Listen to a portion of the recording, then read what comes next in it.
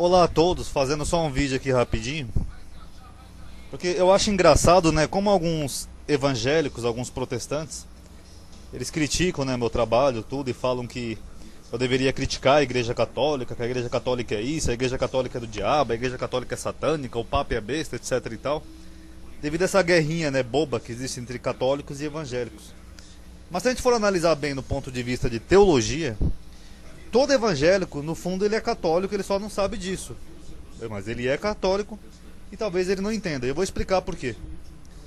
Isso aqui é um manuscrito. Eu separei aqui algumas imagens de alguns manuscritos do Novo Testamento em grego. Então o que acontece? O apóstolo estava lá escrevendo.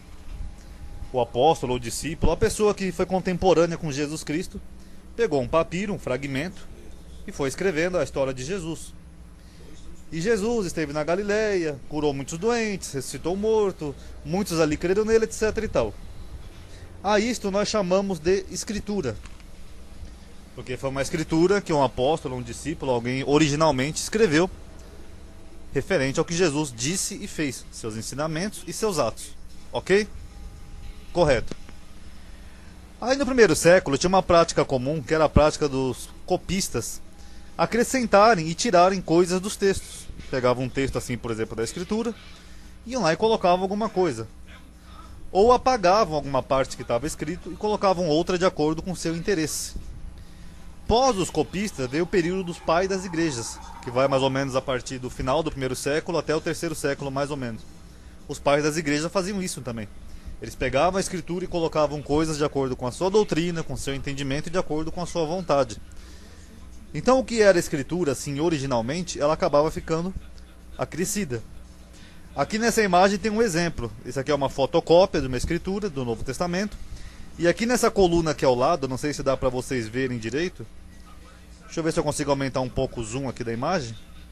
Vocês veem uma notinha aqui acrescida do lado. Essa aqui no caso é de Erasmo. Essa fotocópia aqui é da primeira epístola de João, se não estou enganado, do versículo 5 e 3. E aqui Erasmo colocou aqui do lado, nesse versículo, dizendo: e são três que testemunham no céu, o Pai, o Filho e o Espírito Santo, e esses três são um. Então primeiro ele mudou aqui o texto, que não é o Pai, o Filho e o Espírito Santo, e depois ele acresceu, e esses três são um. Então isso é um acréscimo. Não foi o apóstolo João que escreveu isso. Se você pegar a escritura original de João, é só essa coluna aqui em grego, esse texto principal. Isso aqui já foi um acréscimo. Então o que acontece? Acontece que se Jesus disse e fez algumas coisas, todo cristão deveria seguir e saber, né, o que o Messias disse e fez. Não, Jesus disse isso, então eu acredito porque foi o Messias que falou. Correto. E aquilo que não foi Jesus que disse, mas foi um pai da igreja que acrescentou por algum motivo, para respaldar alguma teologia ou para respaldar aquilo que ele acreditava, eu não posso tomar aquilo como base que o meu Messias fez e falou. Não, isso aqui Jesus Cristo não falou isso, então eu não vou tomar isso aqui como regra de doutrina, não vou utilizar nos meus estudos, porque eu sei que isso aqui não é palavra do meu Messias. Seria o lógico, mas na prática não é isso que acontece. Na prática, a maioria dos protestantes, eles fazem vídeos, estudos e uma série de coisas criticando e metendo pau na Igreja Católica, mas eles seguem muito dessas coisas aqui. Eu vou dizer uns 40% do Novo Testamento, que são coisas que os pais da igreja colocaram, pensando que foi Jesus. Então, se eu estou seguindo uma coisa que Jesus não disse em momento nenhum da sua vida, que não é atestado por isso daqui, por nenhum manuscrito grego, nenhum manuscrito traz o que Jesus falou, isso que Jesus supostamente disse, então é claro que isso aqui não é palavra de Jesus, é palavra de um pai da igreja católico, da mesma igreja que eu chamo de prostituta, de satânica, de diabólica, etc e tal. Então isso é o que? É um tipo de hipocrisia. Das duas uma, ou a pessoa é católica, fala, mas eu acredito porque eu sou católico, então eu vou acreditar que Jesus disse isso. Ou então a pessoa realmente só está se enganando. Eu separei aqui alguns exemplos, para não ficar muito comprido o vídeo, só referente a Lucas. E só referente a dois capítulos, Lucas 23 e 24. Alguns exemplozinhos para vocês verem, por exemplo. Aqui em Lucas 23, no versículo 34, está escrito: e dizia Jesus: Pai, perdoai-lhes, porque não sabem o que fazem. E repartindo as suas vestes, lançaram sorte. Legal, na sua Bíblia está assim, você pode verificar. Mas essa parte em vermelho aqui, Pai, perdoai-lhes, porque eles não sabem o que fazem, essa parte não tem em nenhum manuscrito grego.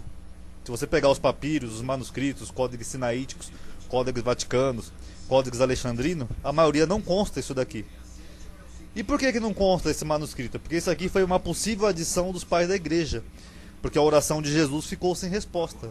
Então esse versículo ele só aparece nos manuscritos mais recentes, aquilo que nós chamamos de textos receptos. Ele não está no manuscrito direitinho, escrito que Jesus disse isso. Ele está que nem aquela imagem que eu mostrei para vocês, só com uma notinha de rodapé, ou em outro manuscrito foi apagado o que estava escrito e acrescido isso daqui. Então Jesus disse isso? Não, Jesus não disse isso. Mas a igreja disse que ele disse. Então se a pessoa toma esse versículo até como base de doutrina, a pessoa não está seguindo o que Jesus disse. Ela está seguindo o que a igreja católica disse que Jesus disse. É diferente, ok? Em Lucas 9,55 temos um outro exemplo. Voltando-se, porém, repreendeu-os. É na passagem que os apóstolos queriam chamar fogo do céu, porque Jesus não foi bem recebido na Samária. E disse: vós não sabeis de que espírito sois, porque o Filho do Homem não veio para destruir as almas dos homens, mas para salvá-las. E foram para outra aldeia. Essa parte em vermelho aqui foi um acréscimo de Marcião. Até algumas bíblias de estudo comentam que foi Marcião que colocou isso aqui na boca de Jesus. Marcião foi um pai da igreja, para quem não sabe, ele foi inclusive excomungado pela igreja católica, sendo acusado de herege. Mas isso que Marcião escreveu ali na epístola de Lucas, no capítulo 9, no versículo 55, entrou na Bíblia. Se você pegar na sua Bíblia, vai estar escrito isso. Agora eu pergunto, foi Jesus que disse isso? Não. Foi Lucas que escreveu isso? Não. Lucas escreveu assim: voltando-se, porém, os repreendeu. Ponto. E foram para outra aldeia. Foi só isso que o evangelista, que nós cremos que foi Lucas, escreveu. Essa partezinha em vermelho aqui foi um pai da igreja que colocou, não foi Jesus que disse, mas está na Bíblia. Então os evangélicos creem que é o ensino de Jesus.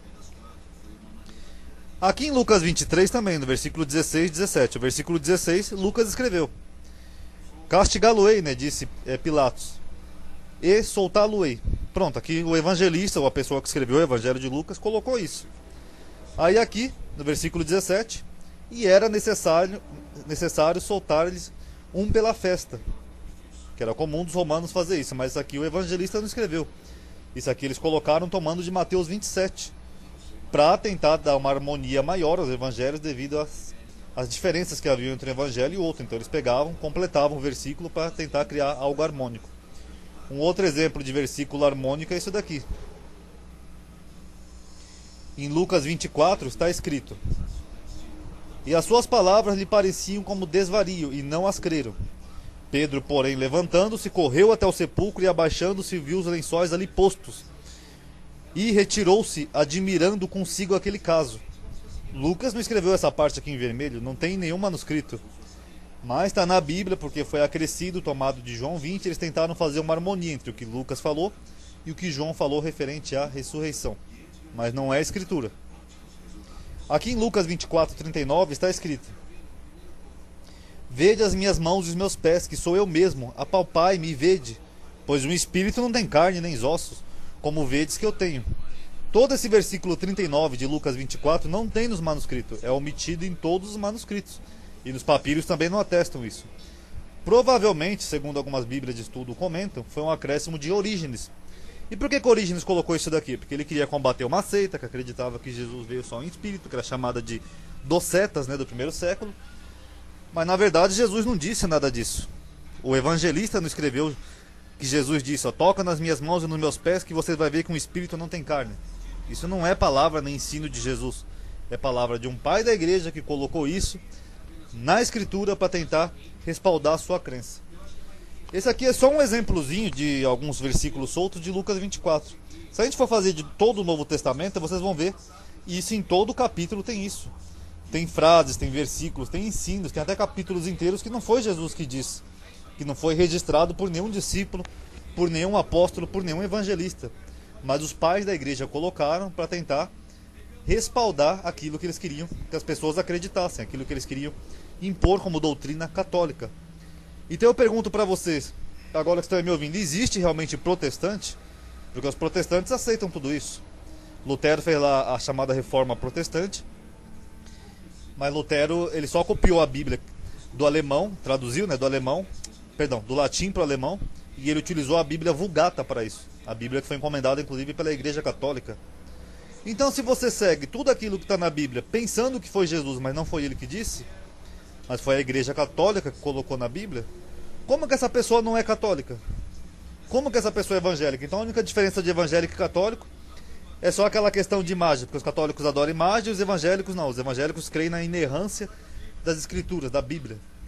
Não, na verdade eles são evangélicos, eles só não sabem disso.